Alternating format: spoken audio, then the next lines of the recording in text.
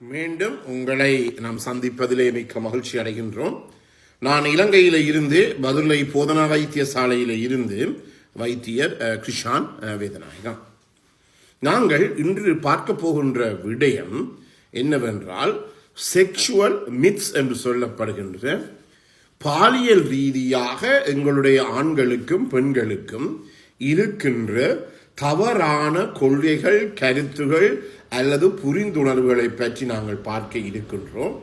இந்த 21ஆம் நூற்றாண்டிலும் இன்று காலையிலும் கூட எனக்கு தொலைபேசி எடுத்து பேசுபவர்களை பார்த்தால் சரியாக கவலையாகவும் அதே நேரத்திலே சில நேரங்களிலே கோபப்படக்கூடிய ஒன்றாகவும் இருக்கின்றது. எனவே அதை பற்றி இன்று பார்க்க இருக்கின்றோம். இந்த நிகழ்ச்சியை நீங்கள் யூடியூப்ல பார்த்தால் மறக்காமல் லைக் பண்ணுங்கள், ஷேர் பண்ணுங்கள், மணி சின்னத்தை அல்லது பெல் சைனை அமுழ்த்தி சப்ஸ்கிரைப் பண்ணுங்கள். அதே நேரத்திலே டிக்டாக்கிலும் இன்ஸ்டாகிராமிலும் ஃபாலோ பண்ணுங்கள். நேரடியாக தொடர்பு கொள்ள விரும்பினால் இமோ ஊடாக, வாட்ஸ்அப்பின் ஊடாக 0094777356245 மூலம் தொடர்பு கொள்ள முடியும். உள்ளூர் அன்பர்கள் 077356245 மூலமாகவும் தொடர்பு கொள்ள முடியும். இந்த நிகழ்ச்சி உங்களுக்கு பிடித்திருந்தால், மற்றவர்களுக்கு இது பயன்படக்கூடியதாக, பிரயோசனப்படக்கூடியதாக இருக்கும் என்று நினைத்தால் உங்கள் நண்பர்கள், உறவினர்களுக்கு இந்த நிகழ்ச்சியை அறிமுகப்படுத்த நீங்கள் மறக்க வேண்டாம். எனவே இந்த பாலியல் சம்பந்தமாக இருக்கின்ற தவறான மித்ஸ், செக்ஷுவல் மித்ஸ் என்று சொல்வோம், புரிந்துணர்வுகளை பற்றி பார்க்க இருக்கின்றோம்.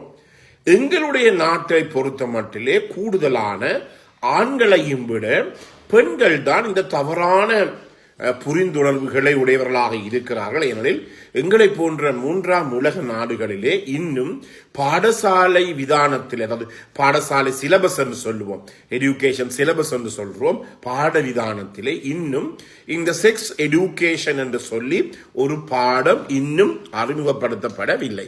அப்படி அறிமுகப்படுத்தினாலும் பல பேருடைய பிரச்சனைகள் காரணமாக அவையெல்லாம் பின்போடப்பட்டு கொண்டிருக்கின்றது.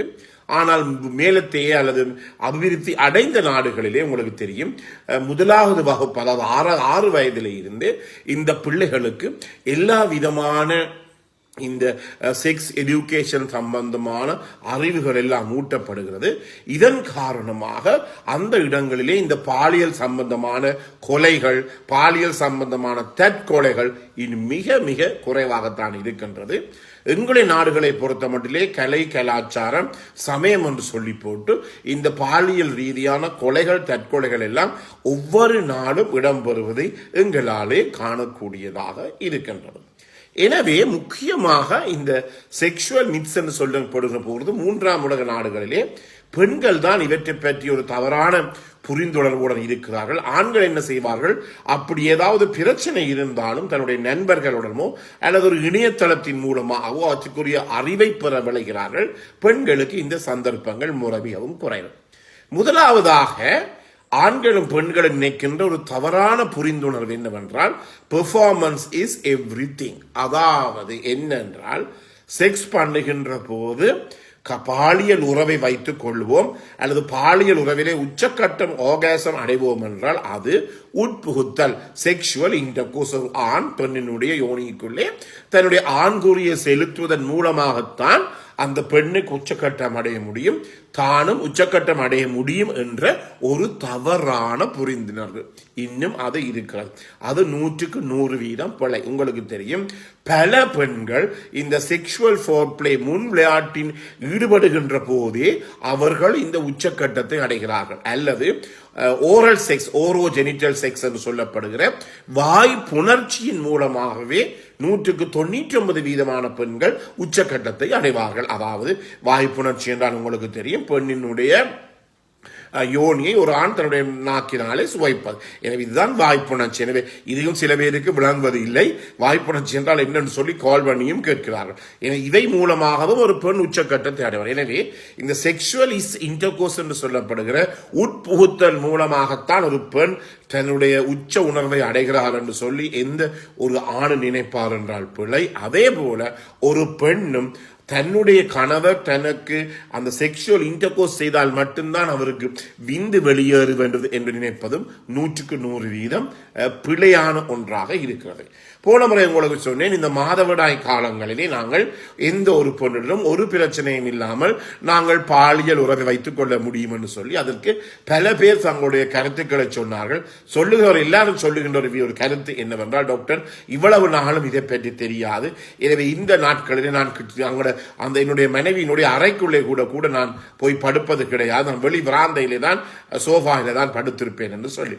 எனவே இவ்வாறான தவறான புரிந்துணர்வுகள் காரணமாகத்தான் நாங்கள் பலதரப்பட்ட பிரச்சனைக்கு உட்படக்கூடியதாக இருக்கின்றது. எனவே முதலாவது பெர்ஃபார்மன்ஸ் இஸ் எவ்ரிதிங் என்பது மிகவும் முக்கியமானது. அதே நேரத்திலே இன்னும் ஒரு என்னென்றால், என்னுடைய மனைவி ஒருபோதுமே அது பாலியலை விரும்ப மாட்டார். அதாவது nice woman do not initiate sex or ask for sex. Nice woman என்றால் எங்களுடைய மனைவியாக இருக்கலாம், அல்லது அலுவலகத்தில் வேலை செய்கிற ஒரு பெண்ணாக இருக்கலாம், அந்த ஆணினுடைய பெண் தோழியாக இருக்கலாம். அதாவது நல்ல ஒரு மனைவி ஒரு நாளுமே இந்த செக்ஸை தொடங்க விரும்ப மாட்டார், அல்லது பாலியல் உறவுக்கு அவர் என்னை அழைக்க மாட்டார்.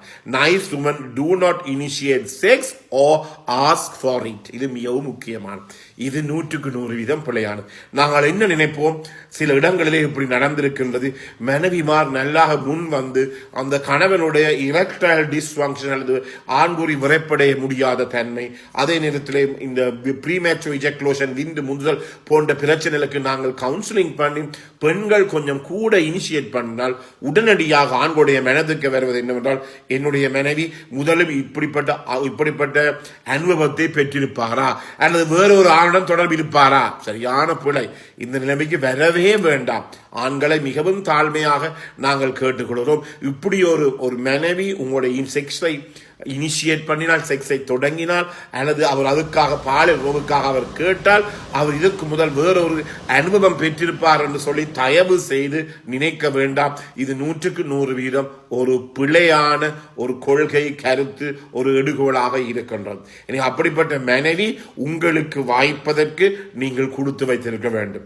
150% ஆட்கள் என்ன சொல்வது, எனக்கு கால் பண்ணி, டாக்டர் என்னுடைய மனைவி ஒரு ஜடமாக இருக்கிறார், ஒரு உணர்ச்சியும் இல்லை, என்ன செய்தாலும் அவர் என்னுடன் செக்ஸுக்கு வேற விரும்பவில்லை என்று சொல்லித்தான் நான் பல இடங்களிலே பல பேர் எனக்கு சொல்லி இருக்கிறார். ஆனால் உங்களுடைய மனைவி இனிஷியேட் பண்ணுவார் என்றால், பாலியல் உறவை அவர் ஆரம்பிப்பார் என்றால், அல்லது பாலியல் உறவை அவர் விரும்புவார் என்றால், இப்படிப்பட்ட மனைவி உங்களுக்கு மனைவியாக கிடைப்பதற்கு எல்லா கணவர்மாரும் கொடுத்து வைக்க வேண்டும். அதை விட்டு போட்டு தவறான பகுதியிலே தலையை யோசித்து உடைக்க வேண்டாம். அதே நேரத்தில் இந்த பிரச்சனையை போய் உங்களுடைய அலுவலகத்தில் இருக்கிற நண்பர்களுடனோ நண்பிகளிடம் போய் டிஸ்கஸ் பண்ண வேண்டாம்.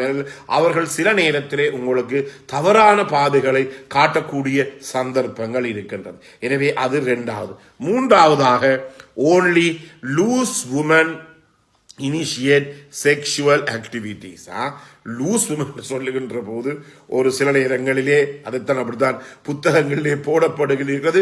Loose woman can initiate sexual activities என்று சொன்னால், லூஸ் உமன் என்று சொல்லுவது சில நேரத்தில் அவர்கள் இந்த பாலியல் தொழிலாளிகளை சொல்லலாம், அல்லது திருமணத்துக்கு வெளியே வைத்திருக்கின்ற உறவை வைத்துக் கொள்ளலாம்.